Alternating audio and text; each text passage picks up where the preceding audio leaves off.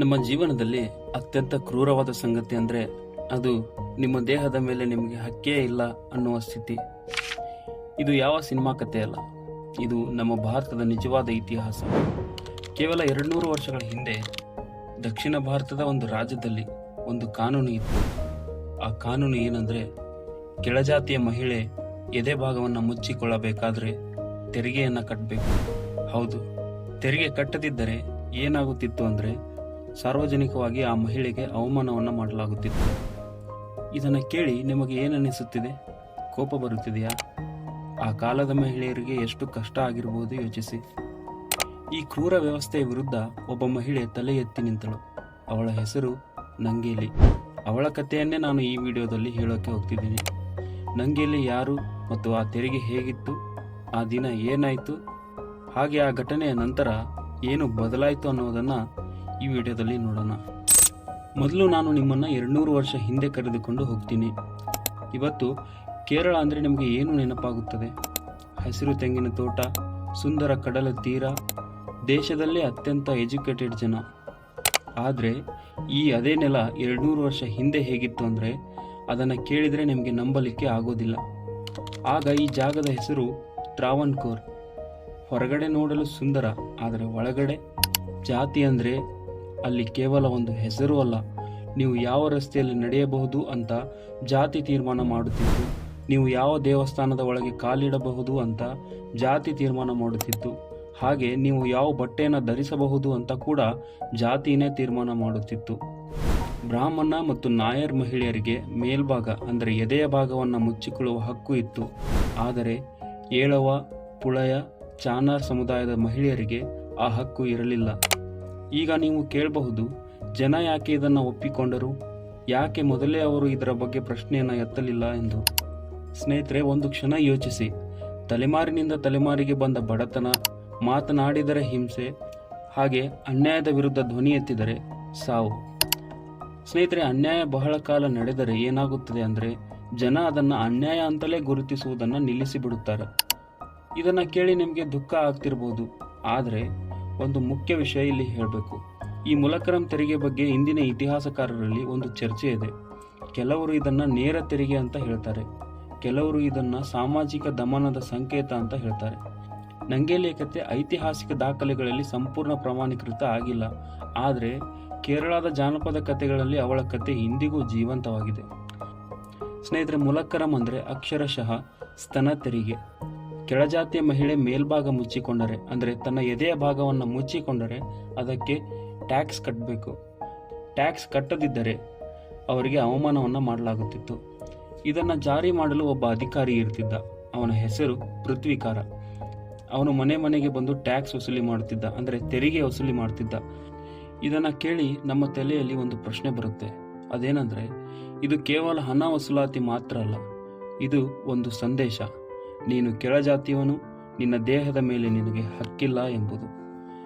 ಇದನ್ನು ಕೇಳಿ ನಿಮ್ಮ ಮನಸ್ಸಿನಲ್ಲಿ ಏನನ್ನಿಸ್ತದೆ ಅಂತ ಕಮೆಂಟ್ ಮಾಡಿ ತಿಳಿಸಿ. ಸ್ನೇಹಿತರೆ, ಚೇರ್ತಲ ಕೇರಳದ ಅಲಪ್ಪಳ ಜಿಲ್ಲೆಯ ಒಂದು ಸಣ್ಣ ಊರು. ಇಲ್ಲಿ ಒಂದು ಸಾಮಾನ್ಯ ಮನೆಯಲ್ಲಿ ನಂಗೇಲಿ ವಾಸಿಸುತ್ತಿದ್ಲು. ಅವಳ ಗಂಡನ ಹೆಸರು ಚಿರುಕಂದನ್. ನಂಗೇಲಿ ಯಾವ ರಾಜಮನೆತನಕ್ಕೂ ಸೇರಿದವಳು ಅಲ್ಲ. ಅವಳ ಹಿಂದೆ ಯಾವ ಸೈನ್ಯ ಕೂಡ ಇರಲಿಲ್ಲ, ಹಾಗೆ ಯಾವ ಶಕ್ತಿಯೂ ಅವಳ ಹಿಂದೆ ಇರಲಿಲ್ಲ. ಆದರೆ ಒಂದು ದಿನ ಅವಳು ದಿಟ್ಟ ನಿರ್ಧಾರವನ್ನು ಮಾಡ್ತಾಳೆ. ನಾನು ಮುಲಕರಂ ಕೊಡುವುದಿಲ್ಲ ಮತ್ತು ನಾನು ನನ್ನ ಎದೆಯ ಭಾಗವನ್ನು ಮುಚ್ಚಿಕೊಂಡೇ ಬದುಕ್ತೀನಿ ಅಂತ. ಆದರೆ ಆಕೆಗೆ ಆ ಊರಿನ ಜನ ಅವಳನ್ನು ಹುಚ್ಚಿ ಅಂದರು. ರಾಜನ ವಿರುದ್ಧ ತಲೆ ಎತ್ತಿದರೆ ನಿನ್ನ ಸಾವು ಖಚಿತ ಅಂದರು. ಆದರೆ ನಂಗೇಲಿ ಯಾವುದಕ್ಕೂ ಹೆದರಲಿಲ್ಲ. ನೀವು ಆ ಜಾಗದಲ್ಲಿ ಇದ್ದಿದ್ರೆ ಏನು ಮಾಡ್ತಿದ್ದೀರಿ? ತೆರಿಗೆ ಕಟ್ತಿದ್ರ? ಅಥವಾ ನಂಗೇಲಿ ಹಾಗೆ ದಿಟ್ಟ ನಿರ್ಧಾರವನ್ನು ಮಾಡಿ ನಿಲ್ತಿದ್ರ? ಕಮೆಂಟ್ ಮಾಡಿ. ಸ್ನೇಹಿತರೆ, ಒಂದು ದಿನ ಬಂತು. ಪೃಥ್ವಿಕಾರ ನಂಗೇಲಿ ಮನೆ ಮುಂದೆ ಬಂದ. ಊರಿನ ಜನ ನೆರೆದಿದ್ರು. ಅಧಿಕಾರಿ ಗಟ್ಟಿಯಾಗಿ ಕೂಗಿದ, ನಂಗೇಲಿ, ತೆರಿಗೆ ಕಟ್ಟು, ಇಲ್ಲದಿದ್ದರೆ ಇಂದು ಇಡೀ ಊರ ಮುಂದೆ ನಿನ್ನ ಮಾನ ಮರ್ಯಾದೆಯನ್ನು ಹರಾಜಾಗ್ತೀನಿ ಎಂದ. ನಂಗೇಲಿ ಹೊರಗೆ ಬಂದು ಅವಳ ಮುಖ ನೋಡಿ ಊರಿನ ಜನ ಸ್ತಬ್ಧ ಆದರು. ಅವಳ ಮುಖದಲ್ಲಿ ಯಾವುದೇ ತರಹದ ಭಯ ಇರಲಿಲ್ಲ, ಯಾವುದೇ ಅಂಜಿಕೆ ಇರಲಿಲ್ಲ. ಒಂದು ವಿಚಿತ್ರವಾದ ಶಾಂತಿ ಇತ್ತು. ಅವಳು ಅಧಿಕಾರಿಯನ್ನು ನೋಡಿ ಹೇಳಿದ್ಲು, 1 ನಿಮಿಷ ಇಲ್ಲೇ ನಿಂತ್ಕೊಳ್ಳಿ, ಒಳಗೆ ಹೋಗಿ ತೆರಿಗೆ ತರ್ತೀನಿ. ಅವಳು ಮನೆಯೊಳಗೆ ಹೋಗ್ತಾಳೆ. ಜನ ಕಾದ್ರು, ಅಧಿಕಾರಿ ಕೂಡ ಕಾದ. ಆದರೆ ನಂಗೇಲಿ ಹೊರಗೆ ಬಂದಳು. ಅವಳ ಕೈಯಲ್ಲಿ ಹಣ್ಣದ ಬದಲಿಗೆ ಒಂದು ಬಾಳೆ ಎಲೆ ಇತ್ತು. ಆ ಬಾಳೆ ಎಲೆಯ ಮೇಲೆ ಒಂದು ಚೂಪಾದ ಆಯುಧ ಇತ್ತು.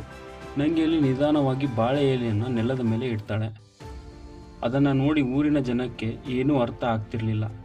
ಆಗ ತಕ್ಷಣ ನಂಗೇಲಿ ಆ ಚೂಪಾದ ಆಯುಧವನ್ನು ತೆಗೆದುಕೊಂಡು ತನ್ನ ಎರಡೂ ಸ್ತನಗಳನ್ನು ತಾನೇ ಕತ್ತರಿಸಿ ಆ ಎಲೆಯ ಮೇಲೆ ಇಟ್ಬಿಡ್ತಾಳೆ. ರಕ್ತ ನೆಲಕ್ಕೆ ಹರಿಯುತ್ತಿತ್ತು. ಇಡೀ ಊರು ಸ್ತಬ್ಧ. ಯಾರೂ ಮಾತನಾಡಲಿಲ್ಲ, ಯಾರೂ ಕೂಡ ಅಲುಗಾಡಲಿಲ್ಲ. ನಂಗೇಲಿ ಆ ಅಧಿಕಾರಿಯ ಕಣ್ಣಲ್ಲಿ ಕಣ್ಣಿಟ್ಟು ಹೇಳಿದ್ಲು, ಇದೋ ತಗೋ ನಿನ್ನ ತೆರಿಗೆ ಎಂದು. ಅಷ್ಟೊಂದು ರಕ್ತ ಹರಿದ ಕಾರಣ ನಂಗೇಲಿ ಅಲ್ಲಿಯೇ ಕುಸಿದು ಬಿದ್ದಿದ್ದಳು. ಅವಳು ಮತ್ತೆ ಏಳಲೇ ಇಲ್ಲ. ಇದು ನಂಗೇಲಿ ಗಂಡ ಚಿರುಕಂದನ್ಗೆ ಸುದ್ದಿ ತಲುಪಿದಾಗ ಅವನು ಓಡಿ ಬಂದ. ನೆಲದ ಮೇಲೆ ಅವನು ಹೆಂಡತಿ ನಿರ್ಜೀವವಾಗಿ ಬಿದ್ದಿದ್ದಳು. ನಂತರ ಅಂತ್ಯಕ್ರಿಯೆ ನಡೆಯಿತು. ಚಿತೆ ಉರಿಯಿತು. ಆ ಉರಿಯುತ್ತಿದ್ದ ಚಿತೆಯನ್ನು ಚಿರುಕಂದನ್ ಶಾಂತವಾಗಿ ನೋಡ್ತಾ ನಿಂತಿದ್ದ. ತಕ್ಷಣ ಅವನು ಆ ಚಿತೆಗೆ ಧುಮುಕಿಬಿಟ್ಟ. ಅವನೂ ಕೂಡ ತನ್ನ ಪ್ರಾಣವನ್ನು ಕಳೆದುಕೊಂಡ. ಪತ್ನಿಯ ಚಿತೆಯಲ್ಲಿ ಗಂಡನ ಪ್ರಾಣ ತ್ಯಾಗ ಮಾಡಿದ ಘಟನೆ ಭಾರತದ ಇತಿಹಾಸದಲ್ಲಿ ಇದು ಅಪರೂಪ. ಚಿರುಕಂದನ್ ಒಂದೂ ಮಾತನಾಡಲಿಲ್ಲ. ಆದರೆ ಅವನು ಮಾಡಿದ ಕೆಲಸ ಒಂದು ಉತ್ತರ ನೀಡಿತ್ತು, ಈ ವ್ಯವಸ್ಥೆ ತಪ್ಪು ಎಂಬುದು. ಸ್ನೇಹಿತರೆ, ನಂಗೇಲಿ ಮಡಿದಳು. ಆದರೆ ಅವಳ ಕತೆ ಊರಿನಿಂದ ಊರಿಗೆ ಹರಡಲು ಪ್ರಾರಂಭಿಸಿತ್ತು. ಮಹಿಳೆಯರ ಮನಸ್ಸಿನಲ್ಲಿ ಏನೋ ಬದಲಾವಣೆ ಬರುತ್ತಿತ್ತು. ನಾವು ಕೂಡ ನಮ್ಮ ಎದೆಯ ಭಾಗವನ್ನು ಮುಚ್ಚಿಕೊಳ್ತೀವಿ ಅಂತ ಅವರು ಹೇಳಲು ಶುರು ಮಾಡ್ತಾರೆ. ಆ ಮಹಿಳೆಯರನ್ನು ತಡೆಯಲು ಪ್ರಾರಂಭಿಸಿದರು. ಅವರ ಮೇಲೆ ಹಲ್ಲೆ ಮಾಡಿದರು. ಅವರ ಮನೆಗಳನ್ನು ಸುಟ್ಟರು. ಆದರೆ ಅವರ ಭಯ ಈಗಾಗಲೇ ಒಡೆದು ಹೋಗಿತ್ತು. ಈ ಹೋರಾಟಕ್ಕೆ ಒಂದು ಹೆಸರಿದೆ ಸ್ನೇಹಿತರೆ. ಅದರ ಹೆಸರು ಚಾನಾರ್ ದಂಗೆ ಅಥವಾ ಅಪ್ಪರ್ ಕ್ಲಾತ್ ರಿವಾಲ್ಟ್. ದಶಕಗಳ ಕಾಲ ಈ ಹೋರಾಟ ನಡೆಯಿತು. ಅಂತಿಮವಾಗಿ 1859ರಲ್ಲಿ ರಾಜ ಮನಿದ. ಎಲ್ಲ ಜಾತಿಯ ಮಹಿಳೆಯರಿಗೂ ಮೇಲ್ಭಾಗ ಮುಚ್ಚಿಕೊಳ್ಳುವ ಹಕ್ಕು ಸಿಕ್ಕಿತು. ಒಬ್ಬ ಸಾಮಾನ್ಯ ಮಹಿಳೆ ಬಿತ್ತಿದ ಬೀಜ ಒಂದು ಇಡೀ ವ್ಯವಸ್ಥೆಯನ್ನು ಬದಲಿಸಿತು. ಸ್ನೇಹಿತರೆ, ಇಲ್ಲಿವರೆಗೆ ಹೇಳಿದ್ದು ಮುಲಕರಂ ಬಗ್ಗೆ. ಆದರೆ ಆ ಕಾಲದಲ್ಲಿ ಇಂತಹ ಅನೇಕ ತೆರಿಗೆಗಳಿದ್ದವು. ಅದನ್ನು ಕೇಳಿದರೆ ನಿಮಗೆ ಇನ್ನಷ್ಟು ಆಶ್ಚರ್ಯ ಆಗ್ತದೆ. ಮೊದಲನೇದು ತಲಕ್ಕರಂ. ನೀವು ಕೆಳಜಾತಿಯಲ್ಲಿ ಹುಟ್ಟಿದ್ದರೆ ಪ್ರತಿ ವರ್ಷ ತಲೆ ತೆರಿಗೆ ಕಟ್ಟಬೇಕು. ಯಾವ ಆಸ್ತಿ ಇಲ್ಲ, ಯಾವ ದುಡಿಮೆ ಕೂಡ ಇಲ್ಲ, ಕೇವಲ ಜೀವಂತ ಇರೋದಕ್ಕೆ ನೀವು ಟ್ಯಾಕ್ಸ್ ಕಟ್ಟಬೇಕಾಗಿತ್ತು.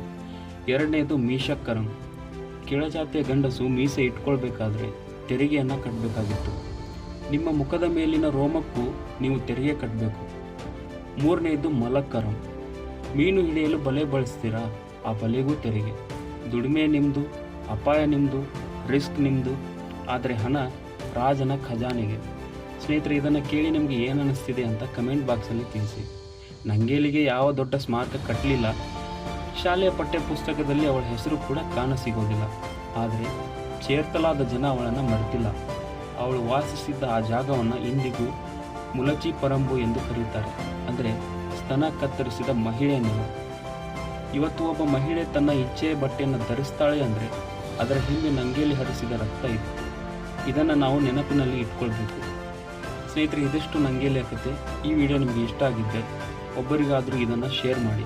ಯಾಕೆಂದರೆ ನಂಗೇಲಿಯ ಕತೆ ಜಾಸ್ತಿ ಜನರಿಗೆ ತಿಳಿಯಲಿ. ಇಂತಹ ಅಜ್ಞಾತ ಇತಿಹಾಸ ಮತ್ತು ರೋಚಕ ಕಥೆಗಳಿಗಾಗಿ ನಮ್ಮ ಚಾನಲನ್ನು ಸಬ್ಸ್ಕ್ರೈಬ್ ಮಾಡಿ, ಬೆಲ್ ಐಕಾನ್ ಒತ್ತಿ. ವಿಡಿಯೋದಲ್ಲಿ ಏನಾದರೂ ತಪ್ಪಾಗಿದ್ದರೆ ಕ್ಷಮೆ ಇರಲಿ. ಧನ್ಯವಾದಗಳು.